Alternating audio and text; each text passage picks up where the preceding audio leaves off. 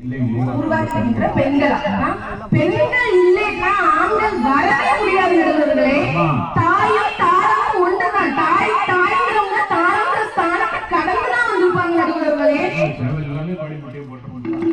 எங்க அக்கா சொன்னாங்க, உங்களை வளர்த்தெடுத்த தந்தைக்கும் நீங்கள் ஈன்ற மரங்களுக்கும் நான் பேச வந்திருக்கேன்னு சொன்னாங்க. வளர்த்தெடுத்த தந்தை ஈன்ற மரங்கள் நடுவுல இருக்கவங்க எல்லாம் வானத்துல இருந்து குதிச்சாங்க நடுவர்களே.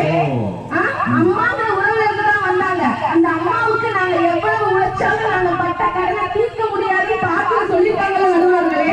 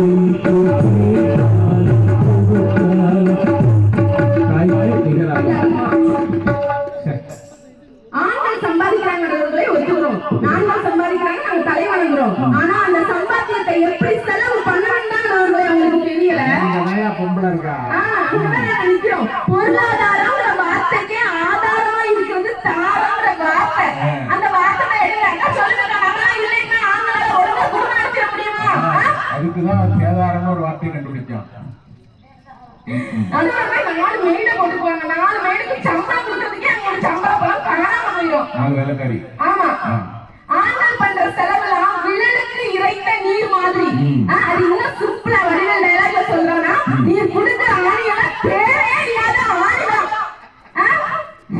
ஆணி குடிங்க அண்டிய பண்ணா சரி அது தேவையே இல்லாம செலவு பண்ணிட்டு இருக்காங்க நடுவர்களே.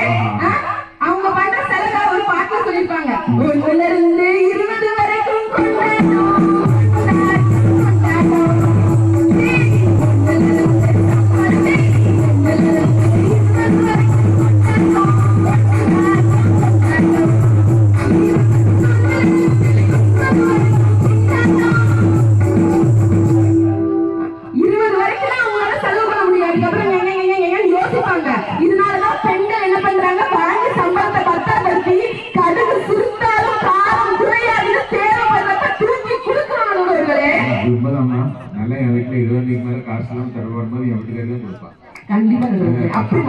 பக்கத்து ஜெயக்கட்டை வாங்கிட்டான்னு சொல்லுவாங்க. ஆனா 3 வாட்டி மாமா அப்பா நானும் யோசிச்சு பார்ப்பேன், நம்ம தெருவில் ஜெயக்கான எவ்வளவு கிடையாது, இவளுக்கு எந்த ஜெயக்கா இருக்காங்க. அந்த வட்டியையும் நாங்க சேர்த்து வச்சுக்கோணும். சேர்த்து வச்சிங்க அந்த பணத்தை. அதுக்கப்புறம் தான் தெரிஞ்சது அது வந்து ஜெயக்கட்டை வாங்கலாம். நைட்டு தூங்கும் போது சட்டப்பையில கலாண்டோம். நான் 1 ரூபால ரவுண்டு போட்டு வைக்க, அந்த ரூபா அடுத்த நாள் என்கிட்ட வாங்கலாம். அவ்வளவு தெளிவா நாங்க சேர்த்து வச்சு உங்களுக்கு கொடுக்கணும். எப்படி இருக்குதுன்னா நைட்டுக்கு சட்டையை கலத்தி போட்டா ரூபாய் எடுத்துக்கலாம். காலையில ரூபா இருக்கான்னு நினைச்சு டீ கடையில் போய் டீயை குடிச்சு கிளாஸ் கழுவி கொடுக்க நடுவர்களே. நாங்கெல்லாம் நகை நட்டு வாங்குறோம், நாங்கெல்லாம் புடவை வாங்குறோம், ஒத்துக்கிறோம். நம்மலாம் நகை நட்டு வாங்குறோம். நான் 5 வருஷத்துக்கு முன்னாடி வாங்கின 2 பவுன் சங்கிலி இங்க வைக்கிறேன். மதன் தம்பி 5 வருஷத்துக்கு முன்னாடி வாங்கின ஒரு பைக் இங்க வைப்போம். அந்த பைக் ஈயம் மித்தாலைக்கு பேரிச்சம்பளத்துக்கு கூட போகாது நடுவர்களே. ஆனா இந்த செயின் என்ன ஆகும், வட்டிக்கு குட்டி எல்லாம் போட்டு 1.5 லட்சத்துக்கு இன்னைக்கு விலை நடுவர்களே. 2 வருஷத்துக்கு முன்னாடி வாங்கும்போது 5 வருஷத்துக்கு முன்னாடி வாங்கும்போது 2 பவுன், இப்போ 1.25 பவுன் தானே இருக்கு. கழிக்கல அது தெரியல. செயின் போட்டுங்களா சுருக்கணும்னா வயிற்றுக்கு வந்தது, இன்னும் சுருக்கணும்னா நெஞ்சுக்கு வந்தது, இன்னும் சுருக்கணும்னா இப்ப அதோடைய வட்டி கிடக்கு. சுருங்கி சுருங்கி சுருங்கி செயின் சுருங்கிட்டு அதை சுருக்கணும் ஆசாரி 2 வீடு வாங்கிட்டாரு.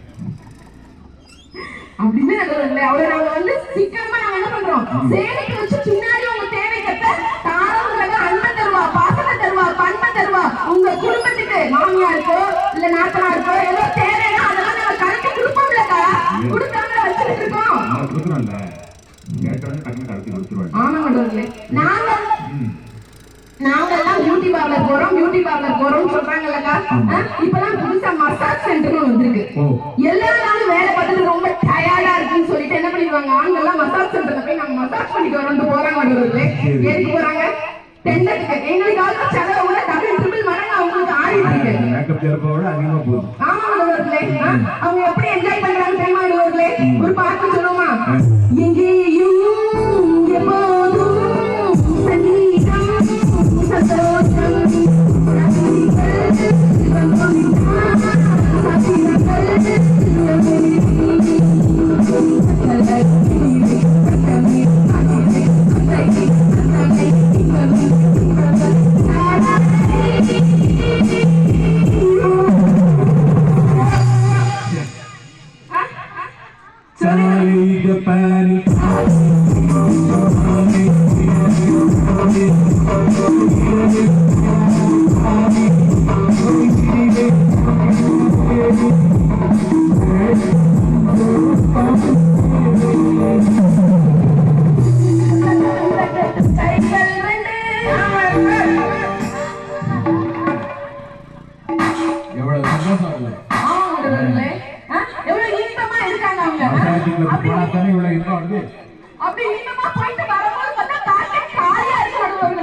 சந்தோஷத்தை உள்ள போட்டு வரோம்ல.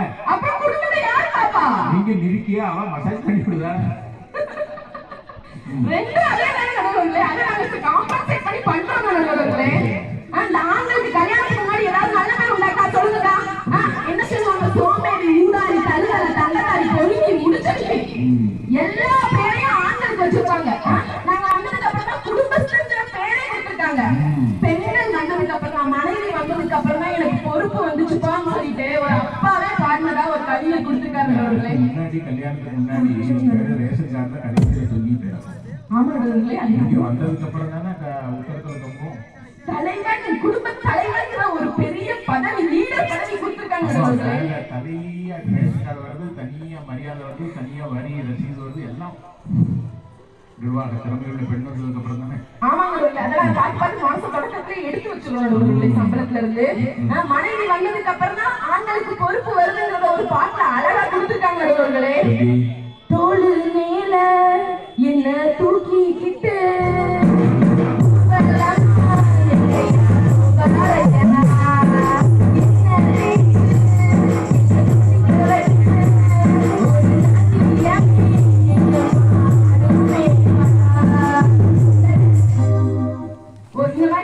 ஒரு வீட்டுல ஒரு குழந்தைய வளர்க்கறதுக்கு அப்பாவும் அம்மாவும் அவ்வளவு போராடும்.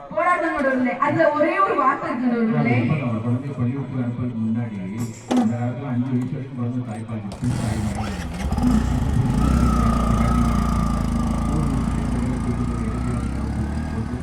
பின்னாடி பைய போட்டு பைக்கில் பிஸ்கெட்லாம் போட்டு தூக்கத்தோடு தூக்கி அவனை ஆட்டோவில் போட்டு ஆட்டோக்காரங்க வண்டி தூக்கத்தோடு ஸ்கூலில் போட்டு அங்கே இருக்கிற ஆயாக்கா அவனை ஓரமாக தூக்க போட்டு அவளை கொடுத்து பிஸ்கெட்டெல்லாம் இவன் வாயில் போட்டு இவன் விழுங்கிட்டே போகிறா பையன் தூங்கிட்டே போகிறான்.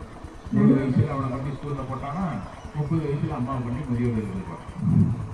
அப்படிதான் இல்ல நடுவர்களே. ஒரு 2 இடத்துல அந்த மாதிரி நடக்கும் நடுவர்களே. ஆனா எல்லா குழந்தைகளும் அப்படி பண்றதுல நடுவர்களே. அதுல முக்கியமா ஒரே ஒரு வார்த்தை நடுவர்களே. பெற்றவங்க போன பின்னால் புரிஞ்சிச்சு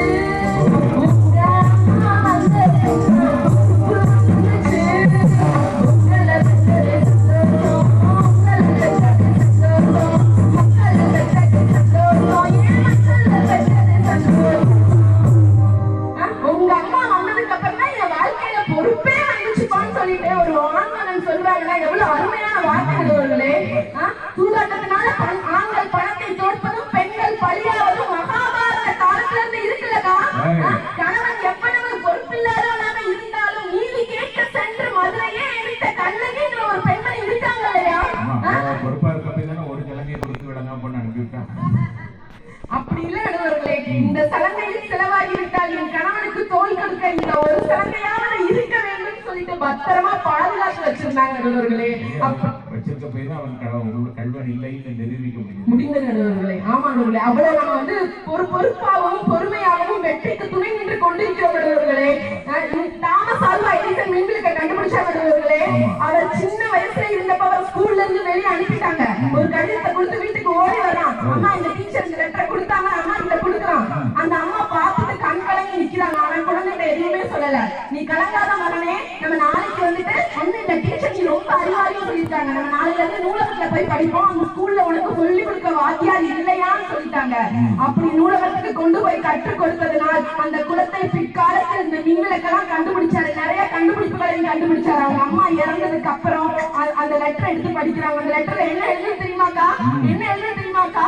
உன் குழந்தை மூளை வளர்ச்சி குன்றிய குழந்தை, அந்த குழந்தைக்கு இந்த பள்ளியில் படிக்க அனுமதி இல்லை, ஆசிரியர்கள் இல்லைன்னு சொல்லியிருக்காங்க. ஆனா அதை மறைத்து தன் குழந்தையை சாமர்த்தியமாக படிக்க வைத்து மின்விளக்கை கண்டுபிடிச்சு இன்னைக்கு நம்ம எல்லாம் பேசுற அளவுக்கு உயர்த்தி இருக்கிறது ஒரு தாய். தாய் ஒரு அம்மா. அந்த பெண்ணுக்கு ஈடாக எதுவுமே இல்லை நடுவர்களே. நிலையை போட்டு நைட்ல பல்பை எரிய விட்டார். எரிய விட்டுட்டு பக்கத்துல படுத்திருந்த பொண்டாட்டி எடுத்து அன்பை ஆவியிலே என் இணையே என் துணையே இங்கே பார், நான் கண்டுபிடித்த அற்புதத்தை பார், அந்த பல்பு துங்கி கொண்டு எரிந்து கொண்டிருக்கிறது பார். அப்போதுதான் அந்த அன்பு மனைவி நிர்வாக தன்மைகளை பெண் சொன்னார், எடிசா போதும் அணைச்சிட்டு படுவோம். நிறைய கண்டுபிடிச்சு டயர்டா இருப்பாங்கன்னு போதும் தூங்க சொல்லிட்டாங்க நடுவர்களே. பாரதி கண்ட புதுமை பெண்கள் நிறைய பேர் இன்னைக்கு இருக்காங்க. எங்க ஸ்டேஜ்ல இருக்க அக்காலாம் பாரதி கண்ட புதுமை பெண்கள், பாரதியே கண்டிராத புதுமை பெண்கள். பாரதியே கண்டிராத புதுமை பெண் யார் தெரியுமாக்கா? அவரோட மனைவி செல்லம்மாக்கா. அவ்வளவு குடும்ப வறுமை, அவ்வளவு வறுமையிலும் செழுமையாக இன்று உலகம் போற்றும் மகாகவியாக அவரை உயர்த்த சென்றது அந்த செல்லம்மாக்காவின் தியாகம் இல்லையா நடுவர்களே? இறுதியாக நடுவர்களே, தன் தேவை என்ன? தன் தேவைக்காக சுய இன்பத்துக்காக செலவு செய்தவன் ஒரு ஆண்மகன். தன்னை தாண்டி தன் குடும்பத்தில் உள்ள ஒவ்வொருவரையும் நினைத்து கொண்டவருக்கு என்ன பிடிக்கும், குழந்தைக்கு என்ன பிடிக்கும், தன் ரூட்டை நடக்கும் மாமன் மாமிக்கு என்ன பிடிக்கும் பார்த்து பார்த்து செய்தது இந்த பெண். அப்படிப்பட்ட பெண்கள் குடும்ப முன்னேற்றத்திற்கு சாமர்த்தியமாக நடந்து கொள்பவள் தான் என்று கூறி எனது உரையை முடிக்கிறேன். வாய்ப்பளித்த அனைத்து நல்ல உள்ளங்களுக்கும் எங்கள் நடுவரையா அவர்களுக்கும் நன்றியை தெரிவித்துக் கொண்டு விடைபெறுகிறேன். நன்றி, வணக்கம்.